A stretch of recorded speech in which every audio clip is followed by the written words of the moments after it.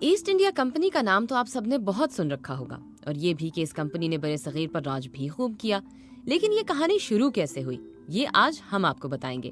آپ سن رہے ہیں ہدا اکرام کو، اور یہ ہے BBC اردو کی آڈیو سٹوری۔ 16ویں صدی کے آخری سال ہے۔ دنیا کی 1/4 مصنوعات تیار کرتے صنعتی مرکز ہونے کے باوصف ہند سونا اگلتا ہے۔ مغل بادشاہ جلال الدین محمد اکبر حکمران ہیں اور دنیا بھر میں امیر ترین ہیں۔ ادھر خانہ جنگی سے سنبھلتے زرعی ملک برطانیہ میں دنیا کی صرف 3% مصنوعات تیار ہوتی ہیں۔ یہاں ملکہ الزبتھ اول کی حکومت ہے۔ یورپ کی بڑی طاقتیں پرتگال اور اسپین تجارت میں برطانیہ کو پیچھے چھوڑ چکی ہیں۔ تاجروں کے روپ میں برطانوی قزاق ان کے تجارتی جہازوں کو لوٹنے پر اکتفا کرتے ہیں۔ مہم جو برطانوی تاجر ریب فچ بحر ہند، میسوپوٹیمیا، خلیج فارس اور جنوب مشرقی ایشیا میں تجارتی سفر کرتے ہوئے ہند کی خوشحالی کی خبر دے چکے ہیں۔ ان کا یہ سفر اتنا طویل ہے کہ برطانیہ واپسی سے پہلے انہیں مردہ تصور کر کے ان کی وصیت پر بھی عمل کیا جا چکا ہے۔ مشرق سے مسالہ جات کے حصول کے لیے لیونٹ کمپنی 2 ناکام کوششیں کر چکی ہے۔ فچ کی معلومات ایک اور مہم جو سر جیمز لینکاسٹر سمیت 200 سے زائد برطانیہ کے بااثر اور تاجر پیشہ افراد کو نیا راستہ سمجھاتی ہے۔ وہ 31 دسمبر 1600 کو ملکہ سے ایک نئی کمپنی کے تحت مشرقی ایشیا میں تجارت پر اجارہ حاصل کرتے ہیں۔ نام تو اس کمپنی کے بہت ہیں، مگر معروف ایسٹ انڈیا کمپنی کے طور پر ہوتی ہے۔ ابتدائی برسوں میں دیگر علاقوں میں سفر کے بعد اگست 1608 میں کیپٹن ولیم ہاکنز نے اپنے جہاز ہیکٹر کا لنگر ہند کی بندرگاہ سورت، جو کہ موجودہ انڈین گجرات ہے، اس پر ڈال کر یہاں ایسٹ انڈیا کمپنی کی آمد کا اعلان کیا۔ بحر ہند میں برطانیہ کے تجارتی حریف ولندیزی اور پرتگالی پہلے ہی موجود تھے۔ تب کسی کو اندازہ بھی نہیں ہوگا کہ اس کمپنی کو اپنے ملک سے 20 گنا بڑے دنیا کے امیر ترین ملک اور اس کی تقریباً 1/4 آبادی پر براہ راست راج کرنا ہے۔ تب تک بادشاہ اکبر کی وفات ہو چکی تھی۔ سرمایہ میں اس زمانے میں صرف چین کا خاندان منگ ہی بادشاہ اکبر کی ہمسری کر سکتا تھا۔ اکبر کے بیٹے سلیم نور الدین جہانگیر کے لقب سے تخت نشین ہو چکے تھے۔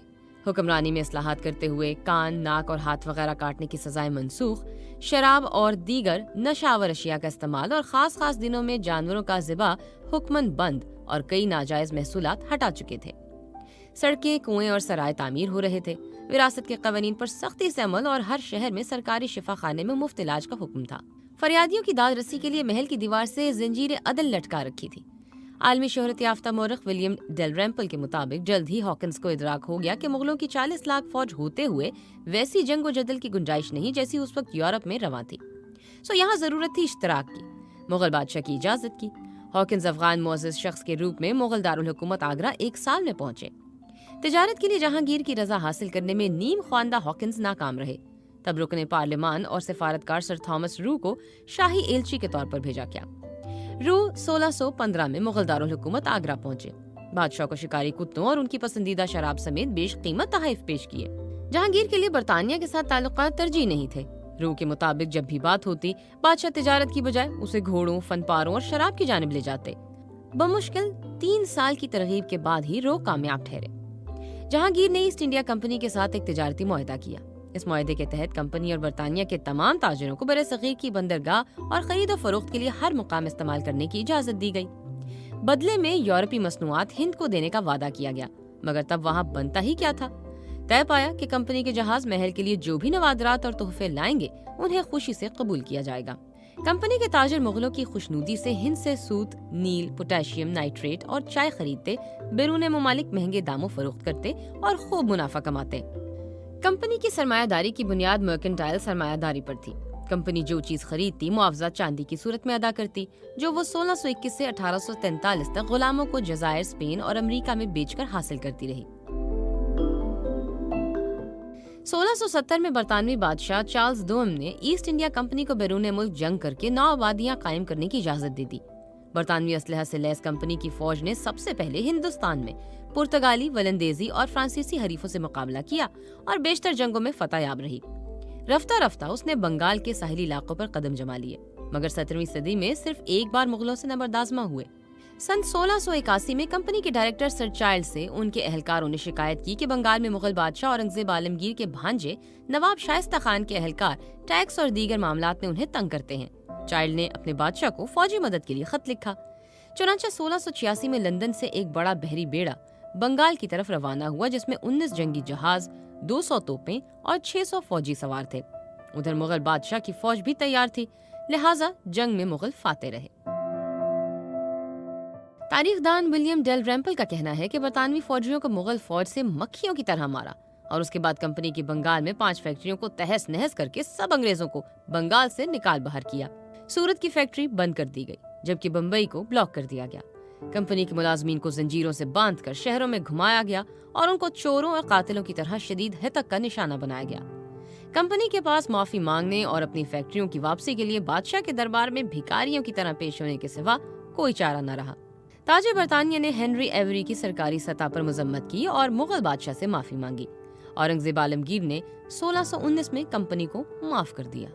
17ویں صدی کے اواخر میں ایسٹ انڈیا کمپنی چین سے سلک اور چینی کے برتن خریدتی تھی۔ اشیاء کی ادائیگی چاندی کی صورت میں کرنا پڑتی تھی کیونکہ ان کے پاس کوئی مصنوعات ایسی نہیں تھیں جن کی چین کو ضرورت ہو۔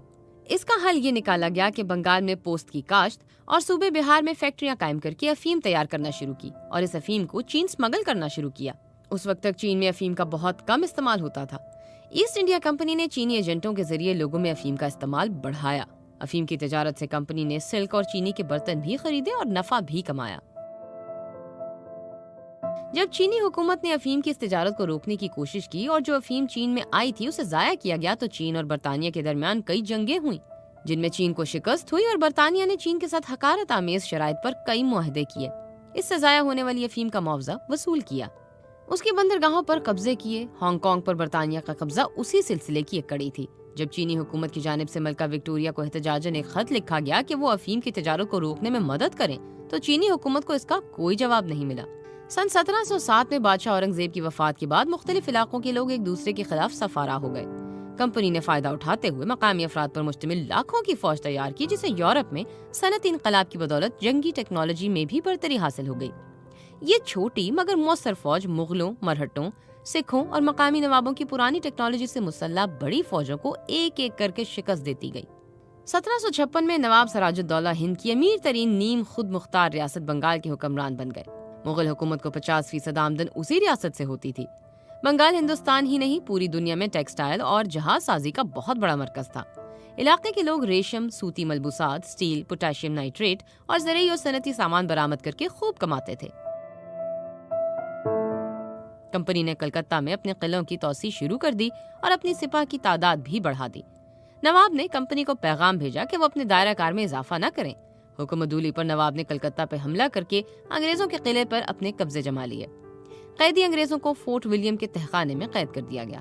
ایسٹ انڈیا کمپنی نے نواب کی فوج کے ایک کماندار میر جعفر کو، جو حکمران بننے کی تمنا دل میں چھپائے ہوئے تھا، ساتھ ملا لیا۔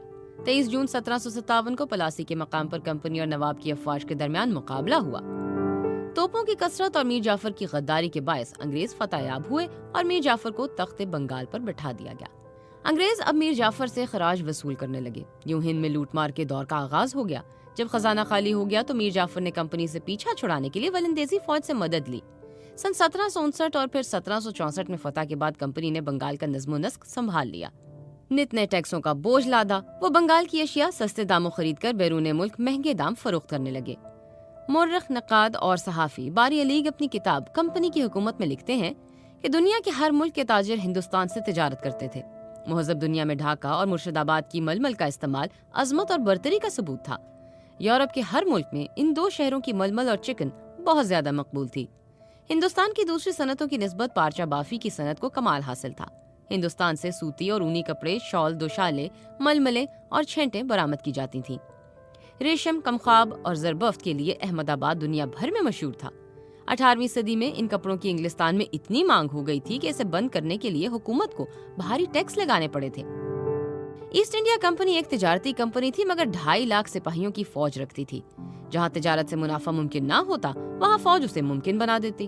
کمپنی کی فوج نے اگلے 50 برس میں ہندوستان کے بیشتر علاقوں پر قبضہ کر لیا۔ ان علاقوں میں کمپنی کے باج گزار مقامی حکمران حکومت کرنے لگے۔ بظاہر اقتدار مقامی حکمرانوں کے ہاتھ میں تھا مگر ہر ریاست کی بیشتر آمدن انگریزوں کی تجوریوں میں پہنچ جاتی۔ عوام مجبور تھے۔ اگست 1765 میں ایسٹ انڈیا کمپنی نے مغل بادشاہ شاہ عالم کو شکست دی۔ لارڈ کلائیو نے ان سے مشرقی صوبوں بنگال، بہار اور اڑیسہ کی دیوانی یعنی ٹیکس وصول کرنے اور عوام کو کنٹرول کرنے کے حقوق 26 لاکھ روپے سالانہ کے عوض حاصل کیے۔ اس کے بعد کمپنی ہند کی مالک بن بیٹھی۔ مورخ سید حسن ریاض کے مطابق اس زمانے میں یہ بات زبان زد عام تھی۔ खल्क खुदा की, मुल्क बादशाह का और हुक्म कंपनी बहादुर का। मौर्रख डॉक्टर मुबारक अली ने अपनी तहरीर आखिरी अहद का मुगलिया हिंदुस्तान में लिखा है कि सन 1848 में रक्स व सुरूर की महफिलों में दाद ऐश देने वाले इस कमाश के नाकारा सलातीन की तादाद 2104 तक जा पहुंची। शाह आलम के बेटे अकबर भी जिनसी जुनून में अपने बाप से कम न थे। 18 साल की उम्र में वो 18 बीवियों के शौहर थे। 18वीं सदी में जनूबी इलाकों में 1769 से 1773 तक कहत से बिहार से लेकर बंगाल तक का इलाका मुतासिर हुआ। एक अंदाजे के मुताबिक इस कहत से 1 करोड़ अफराद जान की बाजी हार गए। गवर्नर जनरल वॉरेन हेस्टिंग की एक रिपोर्ट के मुताबिक 1/3 आबादी भूख की वजह से हलाक हुई। मौसमी हालात तो रहे एक तरफ, कंपनी के भारी टैक्स ही से देही आबादी कंगाल हो गई थी।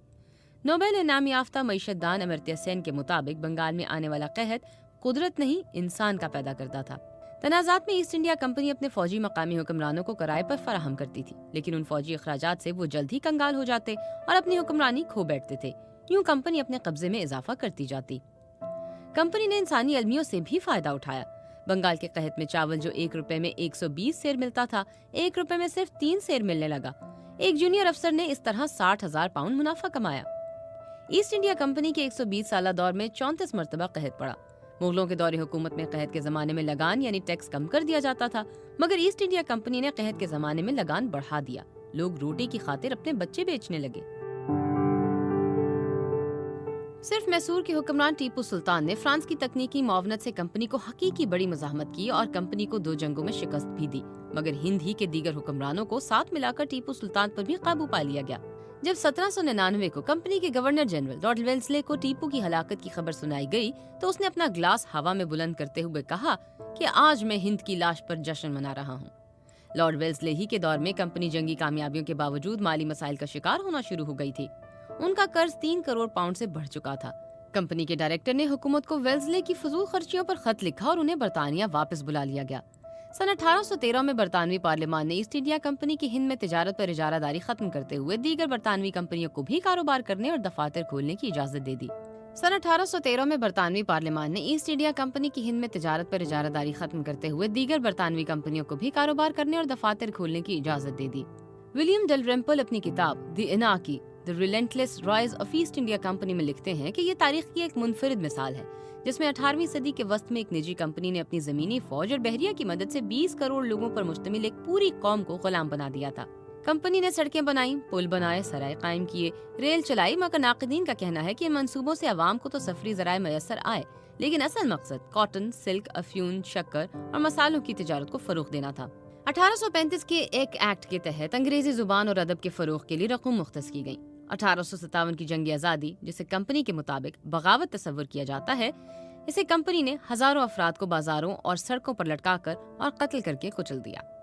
ये बरतानवी नौ आबादी तारीख का सबसे बड़ा कत्लेआम था। जंग आज़ादी के बाद अगले बरस 1 नवंबर को बरतानवी मलका विक्टोरिया ने कंपनी के इख्तियारात खत्म करके इंतजाम बराह रास्त संभाल लिया और कंपनी की फौज को बरतानवी फौज में जम करके उसकी बहरिया खत्म कर दी। लॉर्ड मैकाले के मुताबिक कंपनी शुरू दिन से तिजारत के साथ सियासत में भी मुलव्विस रही। ताहम कंपनी की आखिरी सांसें 1874 तक चलती रही। इसी साल बरतानवी अखबार द टाइम्स की 2 जनवरी की अशात में लिखा, इसने बनी नौ इंसान की तारीख में ऐसा काम सर अंजाम दिया जिसकी किसी और कंपनी ने ना तो कोशिश की है और ना ही मुमकिन है आने वाले बरसों में कर सके। अब हिंद बराह रास्त ताज बरतानिया के ज़ेरे नगीं था।